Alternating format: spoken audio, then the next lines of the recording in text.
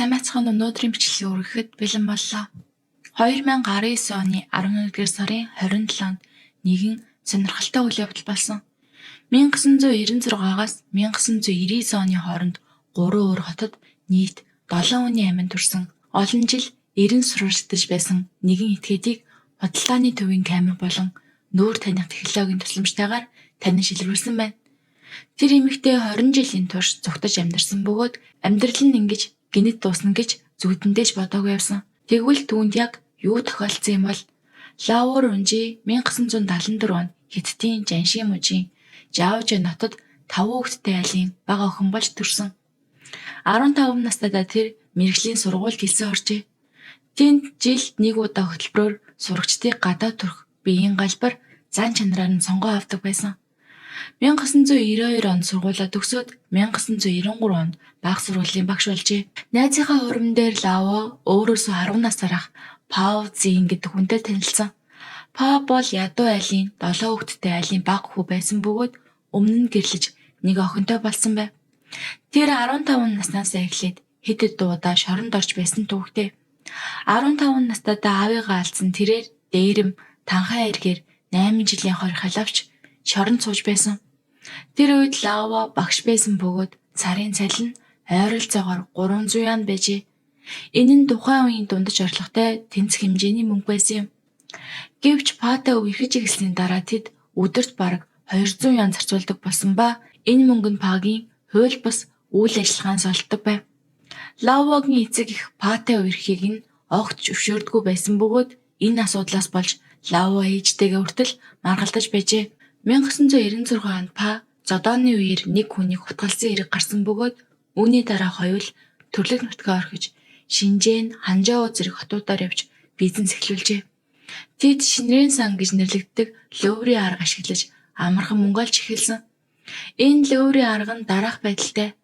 Лао чинэлэг иршүүдийг цочид буудлын өрөөнд урьж оруулна.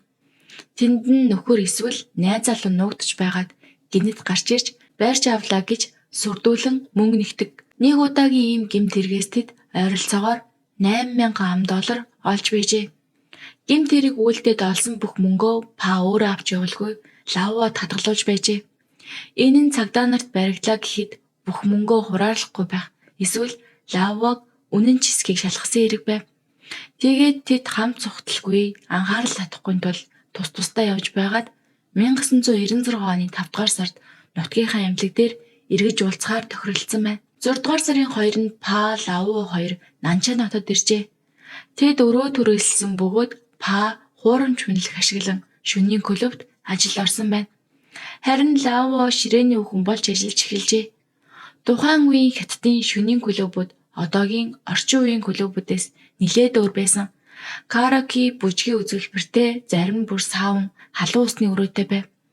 Ширээний хүүхнүүд нэгдсэн системийн дагуу ажиллана. Үйлчлэгчийг караоке өрөөнд дагуулж орж хамт арх уурж, дуулж цагийг өнгөрөөдөг. Зарим тохиолдолд үйлчлэгчтэй бэлгийн авцанд ордог байсан. Зарим эмэгтэйчүүд бүр илүү нууцлаг үйлдэл хийдэг байжээ. Шөнийн клубын үйлчлэгчид эмэгтэйчүүдийг тусгаалan захиалж авах эсвэл өөрсдөө дагуулж гарах нь жилбэг байв. Тухайн үед санхүүгийн хувьд доктортой үйлчлэгч бараг байгаагүй тул Лао 7 дугаар сарын 28-ны өглөө 35 настай электрон компанийн захирал хүнийг бай болгожээ. Лао түүнийг түрээсийн байрны өрөөндөө дуудсан байна. Компанийн захирлыг өрөөнд орж ирмэгц Па утгаар сүрдүүлж, оос бүсээр хүлж, цаг, үнэт хэдлэл болон бусад үнэт зүйлсийг дээрэмжжээ. Дараа нь түүнийг гэрийнхэн аягийг хэлхийг албадав. Тэр өдрийн үдээс хойш Лао төмөр утас олсоор захирлын хоолойг боож амьсгалыг нь бон хөнөөжээ. Дараа нь цогцыг 4 уданд хийж хохирогчийн гэрлүү зөөсөн байна. Хэрэг гардаг тэр шөнө Лао маш хянуур байж Пад утасны шугамыг таслахыг дахин сануулсан. Гаднаас туслан дуудах боломжгүй болох зорилготой байв. Па хулгайсан түлхүүрээр хаалгыг хэвдорж хохирогчийн эхнэрийг сүрдүүлэн мөнгө нэгчээ.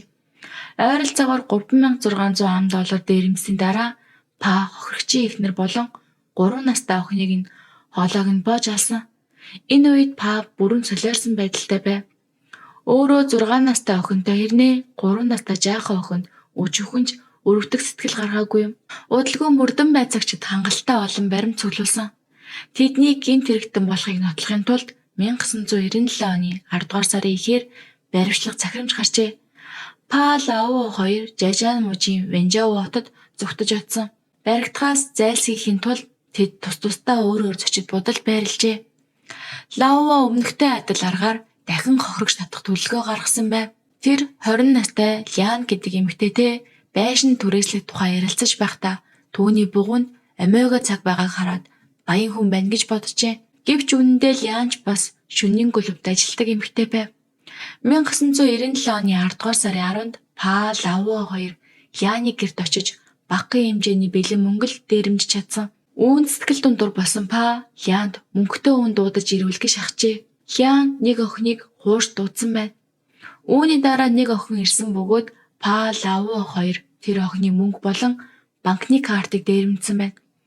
Банкнаас мөнгө авч ирсний дараа Па хоёр эмэгтэй хоолойг нь боож хэрцгийгээр хөнөөжээ. Тэд цаг гар утас гээд үнтэй бүхнийг нь авсан байна. Тэд Вэнжао хотод ирээд ердөө 3 онож байхад ийм аллах хийсэн байв.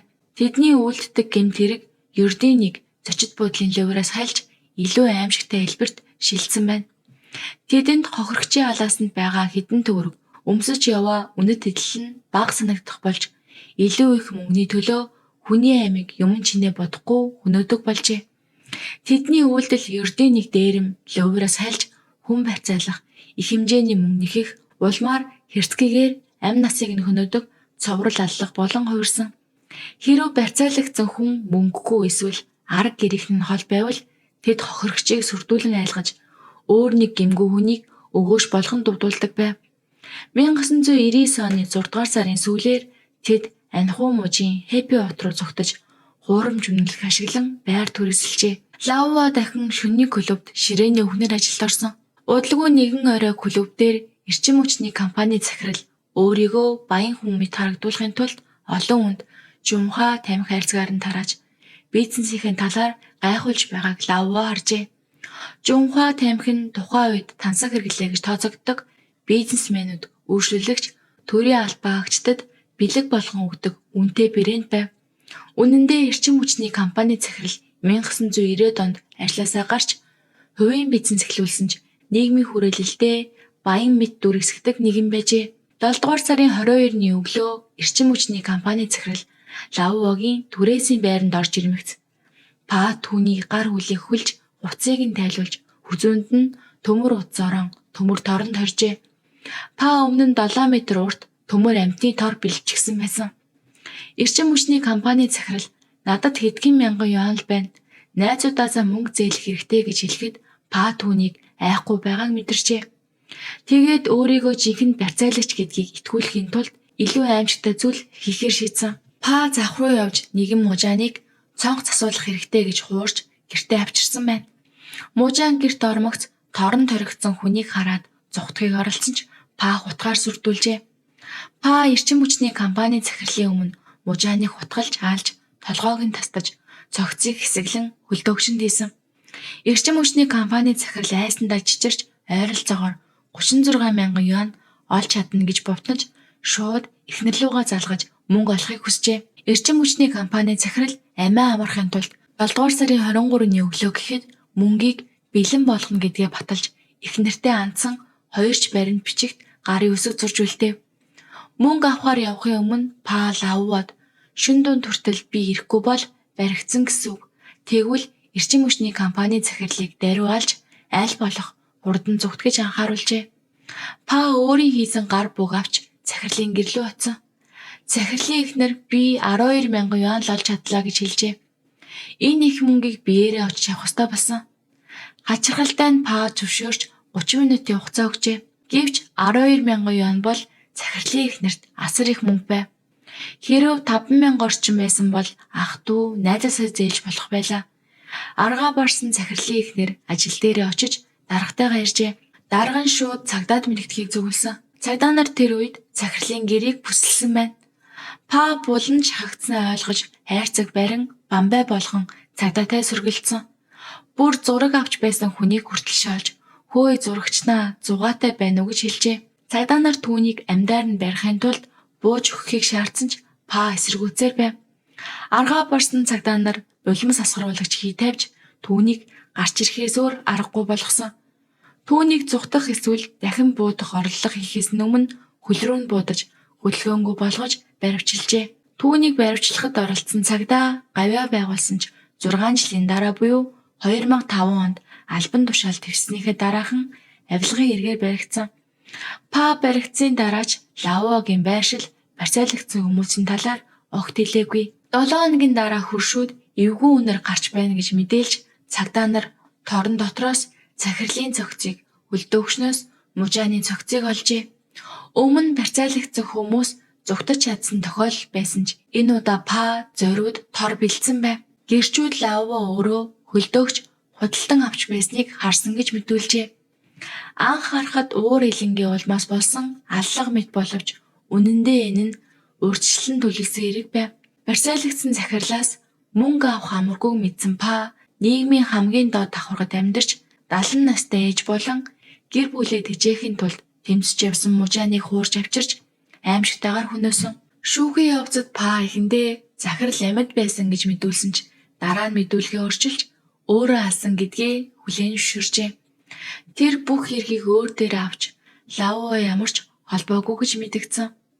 1999 оны 11-р сарын 18-нд Па хүн барьцаалах, санаатаа аллах, дээрмийн эргээр цаазаар авьяал сонссон байна. Тэр давж заалаагүй тул 1999 оны 12-р сарын 28-нд буудан цааслагдсан.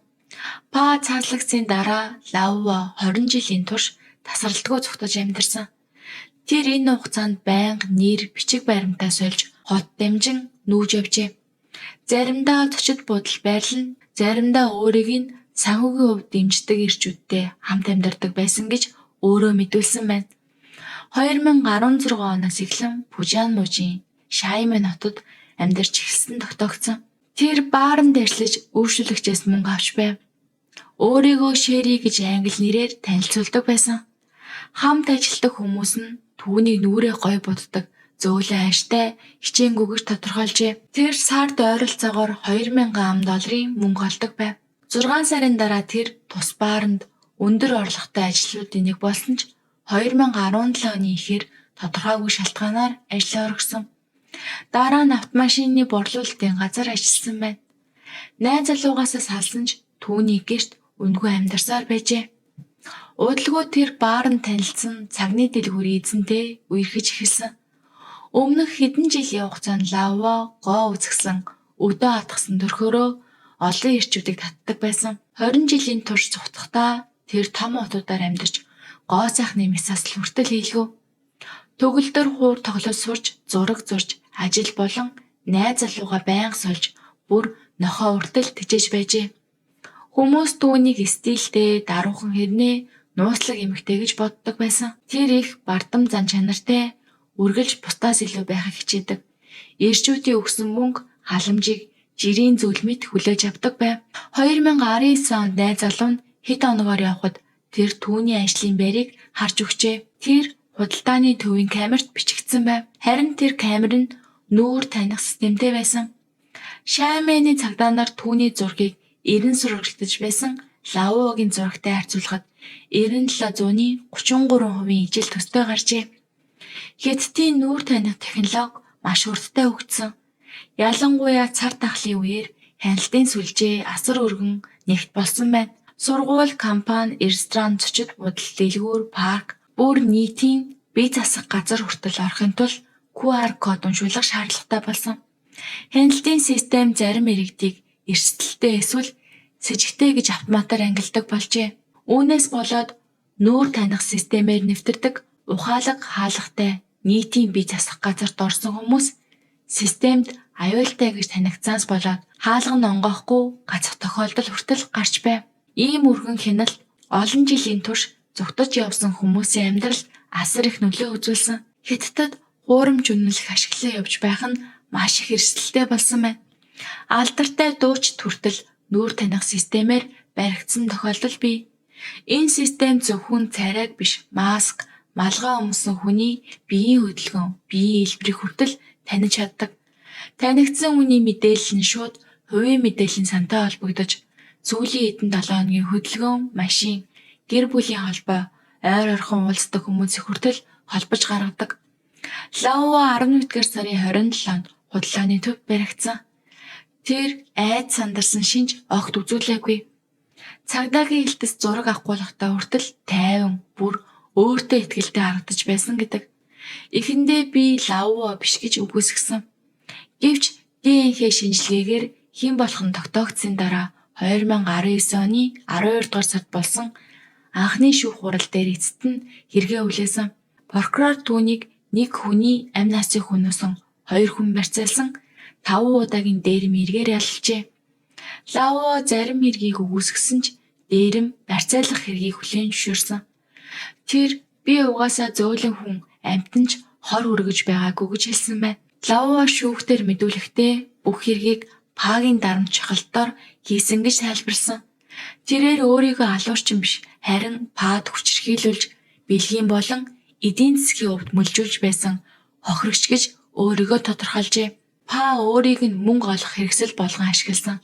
Бие махбод болон сэтгэл зүйн хүчирхийлэл үзүүлж толгой нь хонхоож уруул нь ойдол тавиулж биеэр нь хохирсон зоригтой байсан гэж ярьсан. Тэр Пагаас салахыг хүсдэг байсан гэжээ. Гэвч Па хамт байх хугацаанд гэр бүлийг нь хөнөөнө гэж сүрдүүлдэг байсан. Пагийн шахалтаар 2 удаа үр хөндүүлсэн гэж мэдүүлсэн байна. Шүүхтэр прокурор хэргийн газрын зургийг үзүүлэхэд орилж аимшигтай байна гэж хашгирсан. Шүүхтэр хохирогчийн гэр бүлээс уушлалгүйч нөхөн төлбөр өгөх хүсэлтэй гэдгээ илэрхийлсэн байна. Гэвч түүний хадгаламж өртөө 5,000 орчим доллар байсан тул олон нийтийн санхүүжилтээр мөнгө босгох хүсэлтэй байгаагаа хэлжээ. 1990 онд Пагийн шүүх хурлын үеэр Па эхэндээ барьцаалсан захирал залуу амьд байсан гэж хэлж байсан нь гайхмаар зүйл биш бэ. Дараа нь мэдүүлгээ өөрчилж өөрөө алсан гэж хүлээсэн. Па захирлын эхнэр төгсөн бичгийн нэгдээр мөнгө 1 ён дутвал би үхэн гэж бичсэн байжээ. Гар бичгийн шинжээчид энэ бичгийг Лаува бичсэн болохыг тогтоосон байна. 2021 оны 9-р сард болсон анхны шүүх хурлаар Лаува санаатаа аллах, дээрэм барьцаалах хэрэгээр буруутгагдаж цаазаар ахвал сонсжээ. 2022 оны 8 дугаар сарын 18-нд тэр давж залцсан ч 3 хоногийн дараа цаазын ял хിവэрүүлсэн. 1980-ад онд Хятадд хатуу бодлого явж байсан тул зарим цаазын ял 3 хоногийн дотор гүйцэтгэдэг байсан. 2000 оноос хойш заримдаа 1 сарын дотор цаазлж байжээ. Па бол ял авснаас хойш ердөө 1 сарын дараа цааслагдсан. Хятадын хуулийн дагуу дээд шүүхээс эцсийн зөвшөөрөл ирснээр ийхүү 2023 оны сүүлчээр Лаувагийн ялыг гүйцэтгэжээ. За ингээ өнөөдрийн бичлэг маань энэ өрөө дуусгаж байна. Та бүхэнд бичлэг маань таалагдсан бол лайк, саба заавал дараад өгөөрэй.